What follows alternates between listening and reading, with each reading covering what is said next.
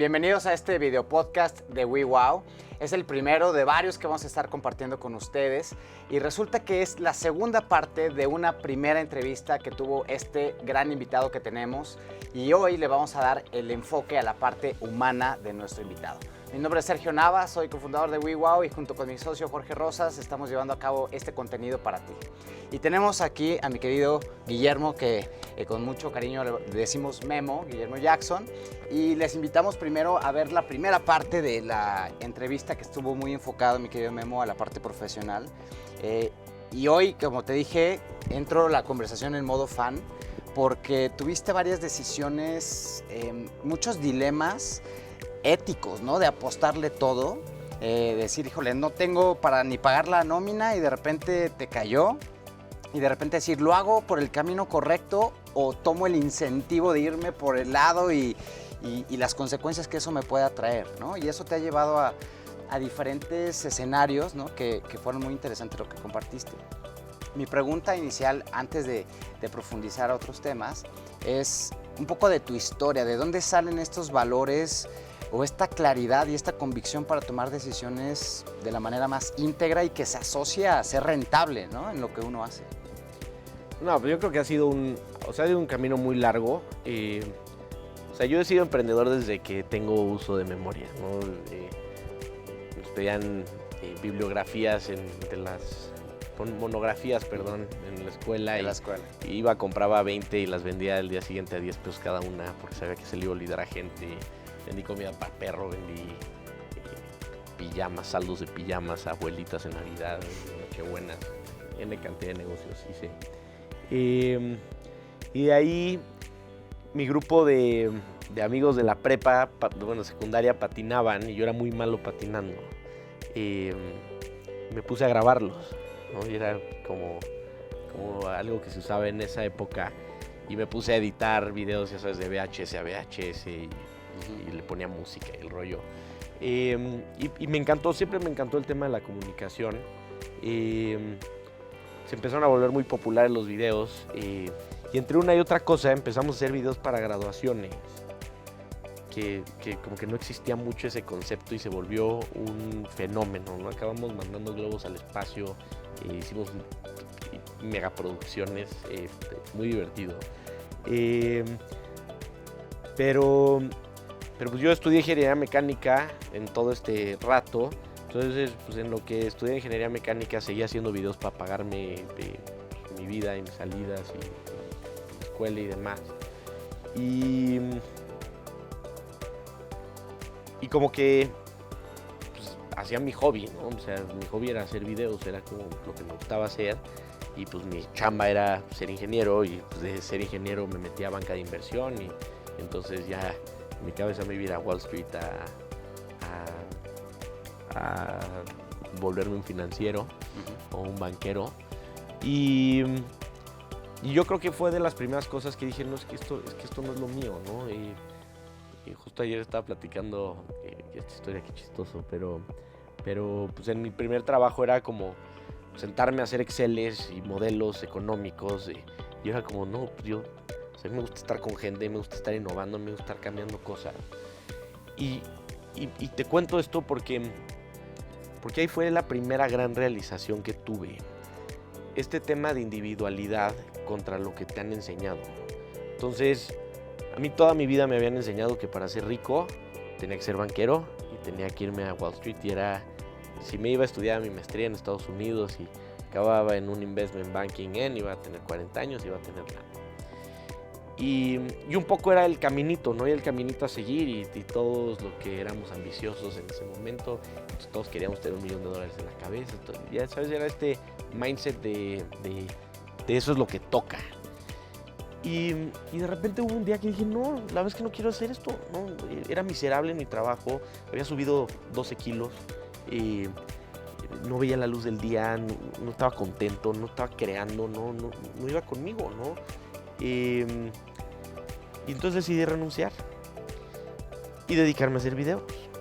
Y entonces con mi familia fue un tema como de la Rosa de Guadalupe de ¿Cómo fue? Cuéntame ese momento donde cambias, porque, a ver, otra vez, una decisión muy arriesgada, decir, esto no es, y este conectar con tu esencia, ¿cómo manejaste ese momento de decir, no voy a cumplir el estereotipo de lo que me enseñaron que era éxito y voy a ir por la...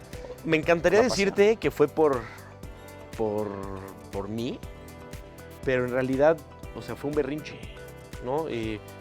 Hoy con conciencia lo hago de otra forma, pero en ese momento fue un berrinche, o sea, fue ni madre, yo no quiero hacer esto, no quiero hacerlo, ¿no? Entonces, con mis papás fue una reacción brutal de, oye, ¿cómo crees? O sea, tienes esta carrera por delante y vas a acabar haciendo fotos de boda a los 40 Así años. te dijo tal Literalmente, ¿no? Me dejaron de hablar 3 meses, o sea, fue un pleito. O sea, no tuviste apoyo familiar. ni de tu papá No, ni de no, tu no, mamá. Yo salí con mis chivas a la calle, ¿no? Y yo era un tema de, pero, o sea, yo al final de mi vida prefiero tener una tienda de tornillos, y tener la mejor tienda de tornillos y vender los mejores tornillos del mundo, a ser el CEO non plus ultra de algo que no es mío, que no creé yo, ¿no?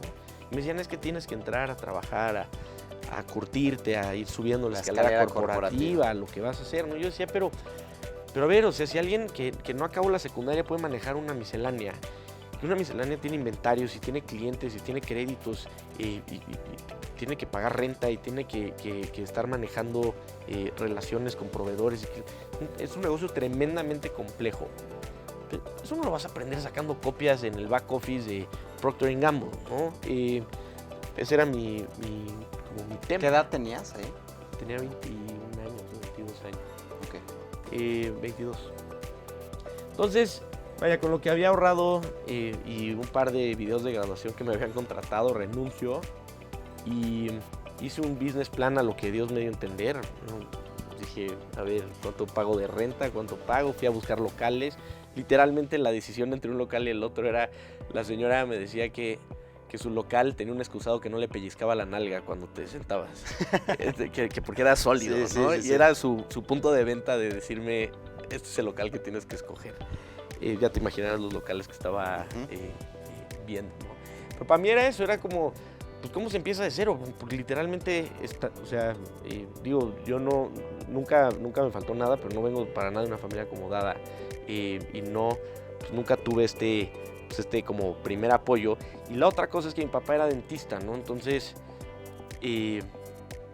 no es que haya visto yo a un comerciante, a un negociador, a alguien teniendo socios, ¿no? O sea, la carrera del dentista es una carrera muy solitaria y muy enfocada en una cosa, ¿no? Entonces, como que hice un berrinche tan grande que fue más como un ego de decirle a mis papás, no, mira cómo sí, ¿no? Entonces, como que puse esto como por despecho y empezó a jalar, ¿no? Y entonces a la gente a la que le habíamos hecho videos de graduación nos empezó salían de la carrera después y lo entraron a trabajar a una transnacional, les pedían un video y entonces nos conocían, nos pedían el video a nosotros, entonces empezamos a trabajar con cosas que yo no tenía ni la menor idea que existían. La empresa creció muy bien.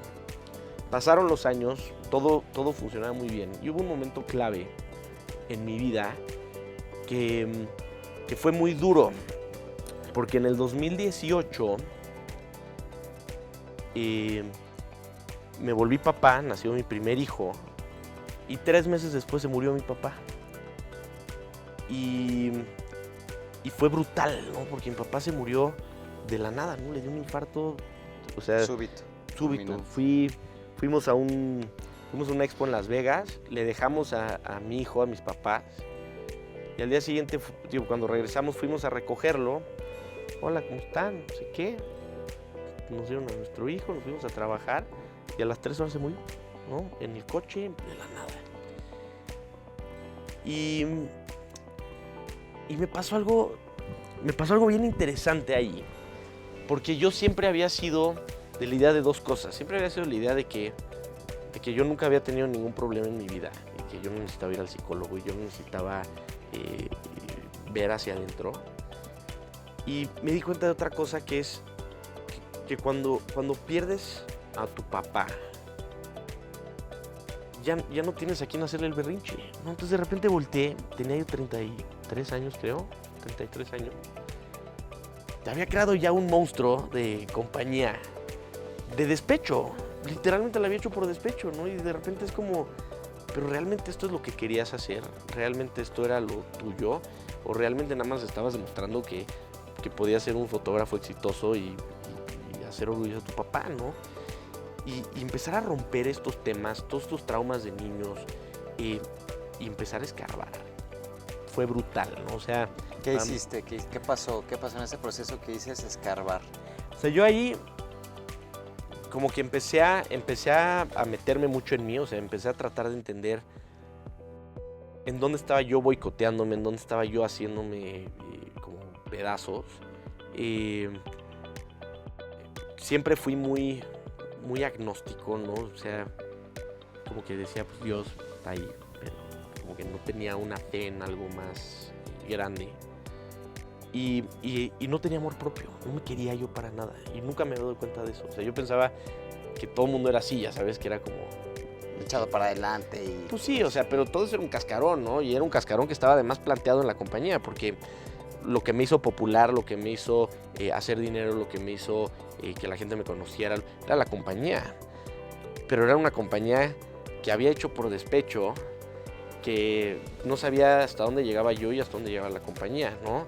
Y había muchas facetas mías, porque estaba yo, me habían invitado a Fuji como embajador, como fotógrafo, yo persona, pero en mi cabeza era yo empresario, no era yo fotógrafo, pero haciendo videos no era, yo no quería ganarme un Oscar, yo nada más quería demostrar que sí se podía, ¿no? Y entonces se viene una ola revolcada muy dura, hice todo lo que se te puede ocurrir, o sea, terapia transpersonal, todo tipo de meditaciones, me metí a estudiar budismo, a estudiar judaísmo, a entender qué había allá afuera y qué había dentro de mí, ¿no? ¿Y qué encontraste? ¿Cuál es tu conclusión? ¿La lectura que le das hoy? A ver, yo creo que no hay nada que te pueda frenar más en la vida que tus creencias, tu sistema de creencias, ¿no? Por ahí había leído un tema padrísimo que decía que el dinero es como el mar, ¿no?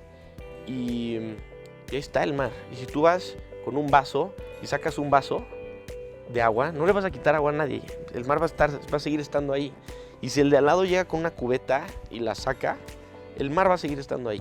Y si alguien llega con una pipa de agua y la vacía, y si alguien le mete una tubería y empieza a bombear agua, no se va a acabar. Va a estar siguiendo el mar. Y es infinito, ¿no? Pero ¿qué vaso te tocó escoger a ti? ¿Qué vaso te dieron a ti en tu vida? O sea, ¿en dónde te dijeron que a ti te tocaba sacar con pipeta?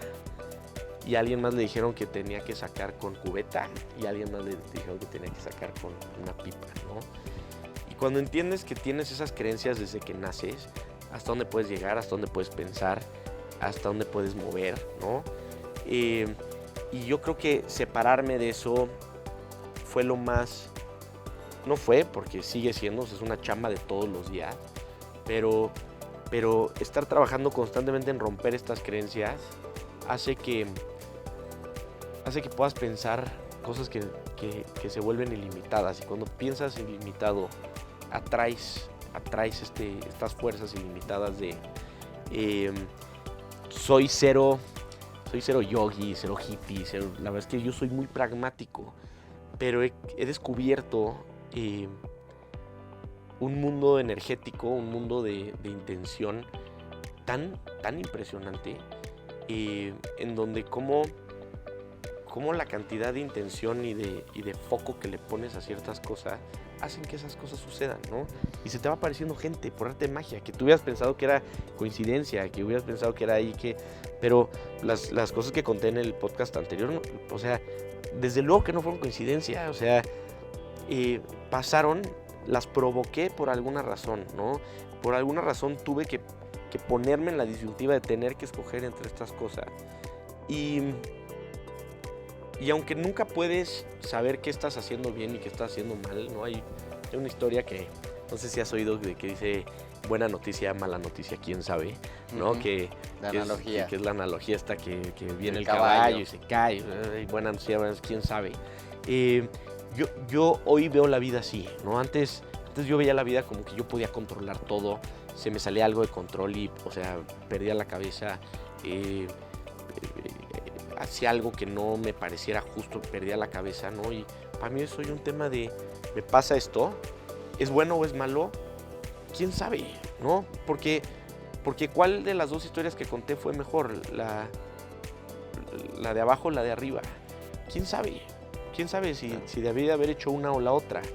Y con base en eso, por ejemplo, cuando dices de este momento difícil, si me permite retomar este momento donde dices el nacimiento de tu hijo, el fallecimiento de tu papá de manera súbita, el contraste también, esta dualidad de decir, pasar de la crisis a estar en los Alpes, ¿no? En lo que contaste en el podcast anterior, en el video y entrevista anterior para que lo revisen, donde veías oro, ¿no? Y aparte, o sea, mucha abundancia. Y regresando a la analogía de buena noticia, mala noticia, quién sabe. ¿Qué lectura le das hoy a este momento que tú dices fue crítico en mi vida? ¿No? La relación con tu papá, que entiendo que fue un motivo que te dio energía, ¿no? De hecho, hago este paréntesis, me recuerda mucho la película de The Life of Pi. ¿Recuerdas esa película que es con base en un libro, que es una analogía también? Y que habla del tigre que está en la balsa del chavo, ¿no? Pero que son enemigos y que están luchando, se quieren matar, pero al final es lo que los mantuvo vivos, ¿no? Y me recuerda mucho a tu historia. No porque tu papá sea un tigre, pero a veces es esa analogía de, a veces tuvimos que tener este fuego que nos detonaron para sacar energía, coraje, y no siempre se da de la mejor forma. ¿Qué lectura le das hoy en retrospectiva? O sea, yo en retrospectiva es justo eso, es que ni siquiera es que mi papá haya sido no el tigre o que mi papá haya sido el villano de esta historia. Yo le puse ese papel, ¿no? Y para mí hoy la etapa que estoy viviendo ahorita es una etapa que es un poco desesperante, porque cuando emprendes y todo el tiempo estás pensando en lo que sigue, en lo que sigue, en lo que sigue, en lo que sigue, y es que cuando pueda comprar la cámara tal, voy a ser un buen fotógrafo. Pero cuando pueda comprar el lente, entonces sí lo voy a poder hacer. Entonces cuando tenga las luces, entonces voy a hacer. Y de repente tienes todo eso y eres tú, ¿no? Y en las empresas es lo mismo, o sea, es que cuando tenga millones, voy a hacer las cosas muy diferentes. Y entonces voy a poder contratar a gente top que gane miles de pesos al mes. Y de repente lo tienes, los contratas. Y es como si hubieras pasado de mundo en Mario Bros, ya sabes. O sea, los pedos ahí están, y ahí van a seguir todo el tiempo, ¿no? Y cuando crees que ya tienes medio estabilizado el tema, se te cae y se te cae y se te cae. Y todo el tiempo es la vida enseñándote por dónde sí es, ¿no? Creyendo cada vez más en tu intuición, en tu amor propio, en saber decir, bueno, si esto no se da, es porque a mí no me tocaba vivir esto ahorita, hoy, en esta situación de mi vida, ¿no? Y yo creo que va muy de la mano con esta analogía del principio de si debería ser banquero o fotógrafo. Pero es un poco esto de decir, ¿qué es lo que vale en tu vida, no? Tengo un amigo muy cercano que me dice mucho, y es que el rico es el que se puede echar una siesta cuando quiera, ¿no? Y sí, pero también es el que tiene billones de dólares, pero también es el que se puede soltar a bailar, y también es el que se puede sentar a hacer arte, ¿no? ¿A qué vienes a este mundo? Y cómo la única manera en la que puedas ser realmente tú es encontrando a qué vienes, ¿no? Y dedicándole todos los días de tu vida a eso, ¿no? Ahí me di cuenta de un superpoder que tenía, que yo nunca me había visto dones en mí, ¿no? O sea, por mi crianza y demás, no me quería y yo no sabía que tenía dones diferentes a la gente. Y descubrí dos dones padrísimos que tengo. Uno es la capacidad de dormirme y al día siguiente amanecer como si nada hubiera pasado, ¿no? Que es brutal eso, ¿no? O sea, poder mirar a la cama diciendo, esto ya valió madre, y amanecer al día siguiente y decir, venga, vamos otro día, ¿no? Y ese día, chance vuelve a valer madre, pero vuelve a haber reset en la noche, ¿no? Y la verdad es que es algo que agradezco hoy muchísimo, porque sin eso, o sea, ya hubiera perdido la línea. Y tengo otra que es padre, pero tengo un entendimiento muy, muy peculiar de las cosas. No entiendo por alguna extraña razón todo, ¿no? O sea, es como, sé que esta tela es de algodón y sé por qué está cortada esta W de cierta forma, ¿no? O sea, tengo un entendimiento muy chistoso de las cosas. Entonces, ¿cómo puedes tomar estos dones que tienes para darlos al mundo, ¿no? O sea, tienes este don de la comunicación, ¿cómo lo puedes dar al mundo? Y ahí hay un aprendizaje padrísimo que no sé cuánto tiempo nos quede, pero... Ya estamos por cerrar, pero me encantaría que con eso que comentes puedas conectarlo con la conclusión. O sea, ¿qué dejarías a esta parte de los dones justo con lo que estás hablando? Yo lo que les quiero decir, y ha sido el aprendizaje más padre que he visto, es nosotros la ansiedad, yo creo que es la enfermedad de todos ahorita, ¿no? Todos hemos tenido ansiedad en algún punto y se siente horrible. Y a lo que nos han enseñado es apágala, cállala, toma esta medicina, vete y medita y quítate la ansiedad, ¿no?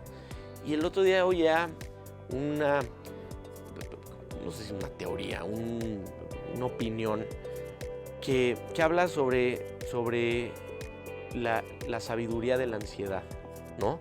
Y cómo la ansiedad te está diciendo, te está recordando a qué vienes a este mundo. Y cada vez que aparece, en vez de quererla callar, voltea a ver por qué está apareciendo. Porque está apareciendo, estás dejando de hacer a lo que viniste inicialmente al mundo. Si te empieza a dar ansiedad tu trabajo, ahí no es, salte de tu trabajo, no calles la ansiedad. Si te empieza a dar ansiedad un negocio chueco que estás haciendo, ahí no es. Si te empieza a dar ansiedad tu matrimonio, ahí no es. Si te empieza a dar ansiedad ser papá, ahí no es, ¿no? Entonces, aprende a escuchar tu ansiedad y úsala para tratar de acordarte a qué vienes a este mundo y trates de dar el 100 de lo que puedes dar. Porque otra vez, si tú crees en tu cabeza que tu potencial es de este tamaño, tu potencial es de este tamaño. Y si tú crees en tu cabeza que tu potencial es de este tamaño, es de este tamaño. Y si tu potencial es ilimitado, es ilimitado. Pero en México estamos muy acostumbrados a no, somos los mexicanos de cabeza chiquita, no podemos hacer... Güey, ¿quieres hacer tecnologías de metaversos en México? Olvídate, eso no existe, ya sabes. Y de repente sales a Suiza, el país más innovador y brutal del mundo, y es como... wow, ¿cómo estás haciendo esto? ¿No? Pues es romper ese tema y yo creo que es lo que me gustaría dejarles. Sí, y me encanta la analogía. Yo creo que ese es un gran mensaje y viniendo de alguien como tú que ha pasado de estar con pipeta a estar con pipas y ahorita estar creando todo lo que has creado. La verdad es que para nosotros siempre ha sido muy importante el fondo, no nada más la forma. Y que la gente pueda escuchar este fondo que tú has compartido, creo que es muy inspirador. Así que te agradezco que te hayas dado el tiempo, mi querido Memo. Yo la verdad ahora sí que nada más me puse aquí a apreciar lo que nos podías compartir y gracias por ser tan generoso de hacerlo. Y si se puede, creo que nos dan para 4 episodios más. Ya nos veremos más adelante. Cuando quieran. Gracias, mi querido Memo. Hecho. Gracias. Gracias.